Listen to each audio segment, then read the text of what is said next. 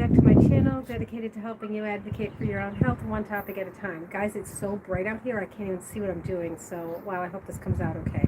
I guess I can always delete it, take it down, start again. That happened to me the other day. So anyway, it's the fourth day check-in, but it's really day 5 for us, and it's actually closer to the end of the day, so we're past day 5, which as most of you guys know, and there was a little discussion about it in the Facebook group today. The CDC's recommendation is that you're isolated till day 5, and after that you wear a mask through day 10. I guess unless you still have symptoms or fever, but neither one of us had a fever this whole time, and we don't really have any symptoms anymore.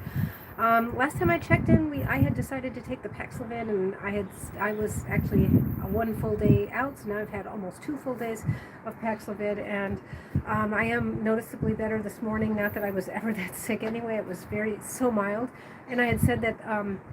I thought this was really unusual, but it's actually more common than I realized. My main symptom was GI. The respiratory stuff was all real mild, and even the GI stuff wasn't terrible, but that's better too today. So I'm so happy about that. Sorry, I'm gonna turn this around a little bit and try to get my hand to rest. So nothing much has really changed because we both slept really, really well last night. The alarm went off. I was like, sorry we set it because we were sleeping so soundly. We're no longer, only one day, I think a couple of days ago, we got really tired, really exhausted. We haven't had that now in several days. And today we actually went to the beach. You can see behind me. It's a beautiful, beautiful day. There's a wind. It's a high of about 75, and the wind is actually cool, so you can sit at the beach and not feel hot. And I have honestly, as much as I'm so disappointed about half this trip kind of just coming off the rails because of getting infected, I'm really happy that I was here in a way, because it's just been so therapeutic. I mean, what better way to recover than to, first of all, not be all that severely ill anyway, very mildly ill, and then sit out by the Mediterranean, look at the beautiful crystal, aquamarine Mediterranean, and sit in the sun and get better. So I'm actually pretty grateful for that. I just want to mention one thing where there was some discussion in the Facebook group about how when you're negative. Somebody was saying their husband is on day 6 or 7, or maybe he's on 10 already, and that you're supposed to wear the mask through day 10. I know most people don't. You should. Unless they might actually be changing that. In Israel, they're changing that recommendation. But the reason for that is because the rapid test, we used to think that positive on a rapid test was letting you know how contagious you were, and only the PCRs would show positive for a long time, but they now know that's not true. Then the rapid antigen tests also do. So most people will still turn positive if you do the rapid test day 5 and after.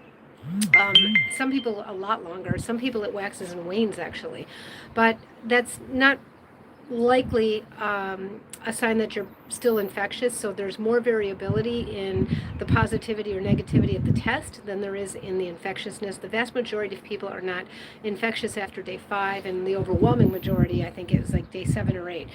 There was one study that I read where they were trying to study Paxlovid rebound, and the way to study, how it's different or the same is to take a group of people who have had COVID and not been given Paxlovid and look at them and see what happens with their symptoms, and also see what happens with their testing, with the antigen testing. And what they found is that the antigen testing indicates that you don't drop your viral, load in just a linear way. You're a human body. It's not, a Swiss watch, and it much more waxes and wanes. And if you take a sample of people who Paxlovid or not, people who have COVID and recover, and after the 10 days you continue testing them for 4 weeks, there will be some days some of those people will turn up positive, and some days they won't. It'll go back and forth a little bit, and whatever. So I think I'd go by more the number of days and symptoms than I would the test after some point. But anyway, yeah, I just said I would check in, and I actually, it's interesting, I don't really have that much new to say today, so I'm really grateful for that. If I'm going to turn around here and just see what things look like. It's so bright that I can't see anything. Maybe you guys see me better this way. I don't know. Anyway, I'm just so grateful for everybody's good thoughts and good wishes. I do want to address the one other issue that I talked about in the Facebook page. Let me give that a plug for those of you who haven't found it yet, because I see I have a few new subscribers, and thank you and welcome. My YouTube channel does have an associated Facebook page, and that page has a Facebook group that you can ask to join and have a little more of an interactive discussion, and people try to help each other.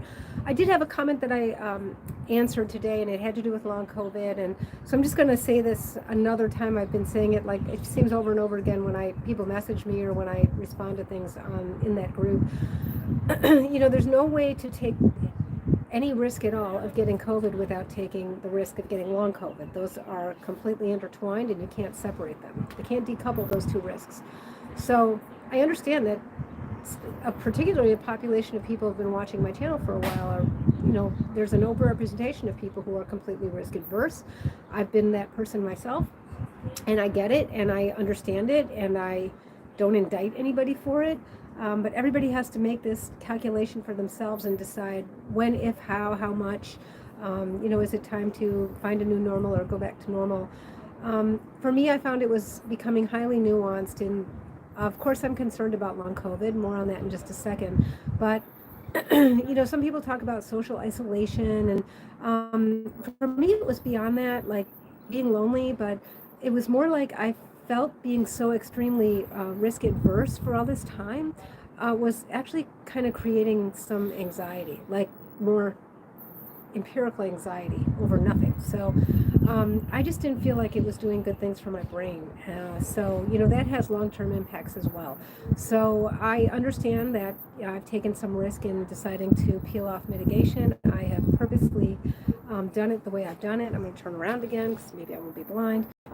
Purposely did it, after the boost. I don't know. Was it the boost? Who knows? I know a lot of people have said that. Oh my gosh. I know a lot of people have said that, they got the boost and got Omicron breakthrough shortly thereafter and still got super sick. So maybe it was some other things. Maybe it was the Anavid spray combined with the boost. Maybe it was the vitamin C, D, and zinc and selenium and whatever combined with the boost and combined with the Anavid. I don't know. But anyway, I realize it. You don't have to, it's fine to write it in the group so that people have something to chat about it, but I don't want to be kind of deterred and scared by that at this point.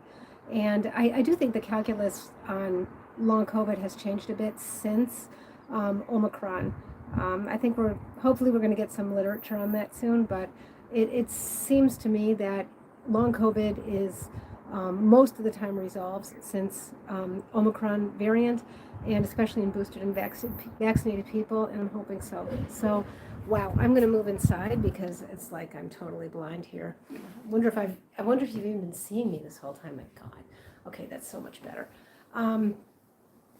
Yeah, so anyway, that's where I'm at. I will be leaving another day and 2 days, not quite 2 days. So I might check in one more time before I get back to the States, and if not, I'll check in with you guys when I get back.